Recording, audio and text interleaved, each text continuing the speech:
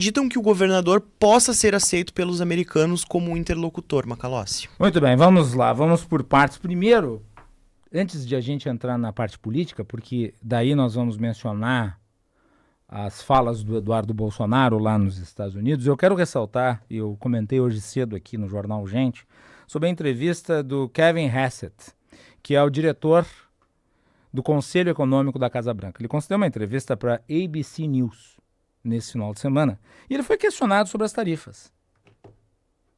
Ele foi questionado sobre quais são as razões para que as tarifas sejam impostas ao Brasil, na medida em que o Brasil tem um déficit nas relações comerciais com os Estados Unidos há pelo menos 16 anos.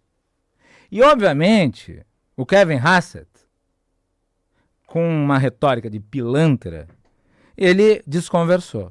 Porque não há o que responder, não há o que dizer sobre a questão. O fato, a informação, o dado, é que o Brasil tem um déficit nas relações comerciais com os Estados Unidos. Aliás, é um dos países que tem um déficit crescente com os Estados Unidos. Um dos poucos. Portanto, não cola a tese apresentada pelos trumpistas de que isso faz parte de um cronograma de ações que dizem respeito a restabelecer as relações comerciais positivas para os Estados Unidos. Ora, se valesse esse argumento, mesmo considerando tudo que eu já disse em relação à questão envolvendo a natureza das relações comerciais, por que déficits comerciais não necessariamente são negativos, tirando fora tudo isso, se validasse esse argumento, mesmo assim o Brasil estaria de fora, porque o Brasil tem um déficit com os Estados Unidos, déficit esse que subiu do ano passado para esse ano. E daí a segunda parte, que diz respeito à questão institucional, da interferência que se busca fazer no sistema político brasileiro através das tarifas, o que constitui uma óbvia agressão à soberania nacional, o Hassett disse que o Trump tem autoridade para impor tarifas se acreditar que há ameaça à segurança nacional dos Estados Unidos, ao que foi questionado pelo jornalista. De que modo a decisão da Suprema Corte de um país democrático e soberano como o Brasil pode afetar a segurança nacional americana? Não dá para comparar o Brasil com o México. Quer dizer, o Trump, pouco tempo atrás, ameaçou o México com aumento de tarifas, porque o México não trabalha na segurança de fronteira. E daí, daí se poderia validar o argumento do Trump, mas não é essa a justificativa apresentada na carta que foi endereçada ao governo brasileiro. Essas tarifas, aliás, elas são ilegais do ponto de vista da legislação norte-americana. Sim, porque é preciso ir a fundo e entender como se dão as coisas. Não é que o Trump simplesmente tenha um mecanismo livre, desimpedido de estabelecimento de tarifas. Não, o poder dele, como em qualquer democracia, o poder dele é regulado. É regulado. E aqui existem 3 legislações que regulam o poder concentrado, executivo, de emitir, de expedir decisões tarifárias. As 3 legislações são as seguintes: a Trade Expansion Act, de 1962, a Trade Act, de 1974, e a International Emergency Economy Powers Act, de 1977. A principal é essa última. Bom, e por que a decisão do Trump de tarifar o Brasil com essas justificativas, ela não se sustenta legalmente nos Estados Unidos da América? Bom, porque existem precedentes. O sistema jurídico americano, ele é baseado no common law. O que é o common law? É a ideia do precedente. Quer dizer, a lei nasce dos casos anteriores. Então, tudo que diz respeito à aplicação da legislação nos Estados Unidos tem a ver com a prática do common law, ou seja, vale o que é referência, o que é jurisprudência. No Brasil nós temos essa tradição jurisprudencial de 2015 para cá, mais assim, de forma entronizada, mas isso é muito típico do common law. E existem 2 precedentes recentes em relação à matéria. O VOS Selections versus USA, de 28 de maio de 2025, e o Raymond versus USA, daí mais antigo, né? E os 2, por características distintas, levaram à perda da causa pelo governo norte-americano. Nesse VOS Selections contra Estados Unidos, que foi uma decisão tomada em relação ao Donald Trump, se decidiu que o Trump havia extrapolado os poderes concedidos ao agir sem respaldo ou com a prova da necessidade de emergência econômica. Então me parece bem evidente que, como não há emergência econômica com o Brasil, porque o Brasil é deficitário em relação às trocas comerciais com os Estados Unidos, e como não há relação entre as decisões da Suprema Corte e aquilo que o Trump ou seus assessores, como esse Kevin Hassett, podem entender ser uma emergência nacional, no longo prazo é bem provável que essas tarifas caiam por decisão da Corte americana. É claro que depende de um longo caminho jurídico a ser eventualmente percorrido. Mas isso tem de ficar bem claro. Se trata de uma medida absurda do ponto de vista legal nos Estados Unidos. Para além da sua incompatibilidade econômica e geopolítica.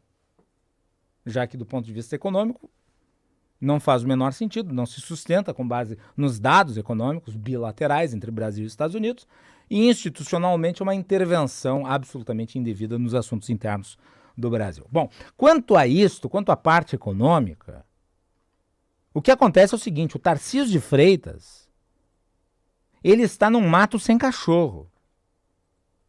Ele está num mato sem cachorro por uma razão muito simples. Quando Trump anunciou as tarifas, e tem uma reportagem do New York Times desse final de semana, que vale a pena ser lida, relatando que os bolsonaristas nos Estados Unidos desejavam que as sanções fossem contra o Alexandre de Moraes, contra os membros do Supremo Tribunal Federal, que foi o Trump que decidiu tarifar mesmo, né, o comércio das 2 nações, impondo esses prejuízos ao nosso setor produtivo. Quando veio a decisão, o Tarcísio de Freitas resolveu prestar vassalagem ao Jair Bolsonaro e endossou a medida do Trump, atacando o governo brasileiro. Não, o governo brasileiro não é isento de críticas. Depois eu vou falar sobre o vídeo da Jabuticaba, publicado pelo presidente Lula nas redes sociais. O governo brasileiro não é isento a críticas. Mas o governador de um estado rico, como é o caso de São Paulo, que tem nos Estados Unidos o seu principal parceiro comercial, porque é um estado consolidado em termos econômicos na área industrial, subscrevendo tarifas que vão prejudicar o seu país, em particular, o seu estado, em nome de uma obediência política descabida ao ex-presidente da República, é um atestado de incapacidade analítica. É um atestado de fragilidade moral. O que o Tarcísio não contava é que os setores econômicos que lhe endossam, os setores econômicos que o veem como uma alternativa, seriam os principais prejudicados e não gostariam do efeito dessas tarifas sobre os seus negócios internacionais. E, obviamente, o Tarcísio de Freitas começou a ser pressionado pelo lado empresarial, que é muito forte em São Paulo. Acontece que ele não tem margem, porque se ele passa a negociar com o governo norte-americano, ele é acossado, ele é atacado pelo núcleo bolsonarista ligado ao Eduardo Bolsonaro. E se ele nada faz, ele descontenta os setores empresariais que lhe dão sustentação no seu estado natal. E agora nós vamos ao trecho relativo à manifestação do Eduardo Bolsonaro nos Estados Unidos. Pedro Pereira. Macalossi, o Eduardo Bolsonaro, filho do ex-presidente Jair Bolsonaro e deputado federal licenciado, afirmou que o governador de São Paulo, Tarcísio de Freitas, errou ao tentar negociar o fim das tarifas de 50% com a embaixada americana. Em entrevista à Folha de São Paulo, o Eduardo Bolsonaro classificou a tentativa de Tarcísio um desrespeito com ele. Na mesma entrevista, Eduardo disse que nós já provamos que somos mais efetivos até do que o próprio Itamaraty, o filho do presidente exilado nos Estados Unidos. Queria buscar uma alternativa lateral. É um desrespeito comigo, mas eu não estou buscando o convencimento da população. Eu estou buscando pressionar o Moraes, fazendo clara referência ao ministro do Supremo Tribunal Federal, Alexandre de Moraes. Eduardo ainda afirma que não se arrepende da pressão que fez por retaliações ao Brasil nos Estados Unidos, mesmo que isso possa favorecer o presidente Lula. Ele ainda menciona que só voltará ao Brasil se o ministro Alexandre de Moraes sofrer sanções do governo americano e que Trump poderia ter feito muito mais contra o Brasil. Eduardo está no país desde fevereiro e está licenciado do seu cargo de deputado federal desde março. A licença de Eduardo se encerra em 20 de julho. Em relação ao tema do seu mandato, ele afirmou que muito provavelmente vai abrir mão do mandato e continuará nos Estados Unidos, Macalossi. Vai ficar lá nos Estados Unidos, porque afinal de contas, papai mandou um pix de 2 milhões de reais para ele, para subsidiá-lo enquanto ele faz lobby contra os interesses nacionais. Há motivos de sobra para ele ter um mandato cassado. De sobra. E notem o tom, né? Eu já havia aqui caracterizado o tom do Eduardo Bolsonaro como o tom de um sequestrador, um chantagista. Ele deseja que o Trump arregace com o Brasil, para ele poder ter o que deseja para ele e para os seus, a tal da anistia, que não é assunto das pessoas. As pessoas querem saber como é que está a vida econômica, querem saber da segurança pública, querem saber da educação, querem saber da saúde. A anistia é um tema de meia dúzia, de uma bolha radicalizada. Não é um assunto nacional. Aliás, tem pesquisas mostrando que a maior parte das pessoas não são a favor da anistia. Mas, de qualquer modo, ele quer que o Brasil seja arregaçado com tarifas, com sanções econômicas. E ele, inclusive, fala disso num tom de aguarde, de fique atento aos próximos movimentos, de alerta. Ele basicamente sinaliza que da onde saiu essa sanção pode vir muito mais coisa. Porque o objetivo dele é pressionar uma decisão da Suprema Corte com base no impacto econômico que pode ser devastador. Ou seja, enquanto os empresários estão preocupados com seus investimentos, enquanto os trabalhadores estão preocupados em manter as suas funções para poder ter dinheiro para pagar os seus boletos e colocar comida na mesa para os filhos poderem ter jantar, terem almoço e café da manhã, o seu Eduardo Bolsonaro, que é um bom vivan, autoexilado nos Estados Unidos, vivendo de dinheiro de Pix enviado pelo papai, ele quer o caos econômico no Brasil. Ele quer que o Brasil entre numa crise econômica e seja tratado no cenário global como a Venezuela ou mesmo a Rússia.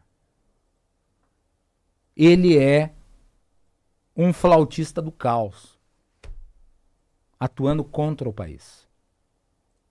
E até hoje pela manhã, entrevistando o governador Germano Rigotto, mencionei a ele a diferença existente entre as taxações ao Brasil e as taxações a outros países.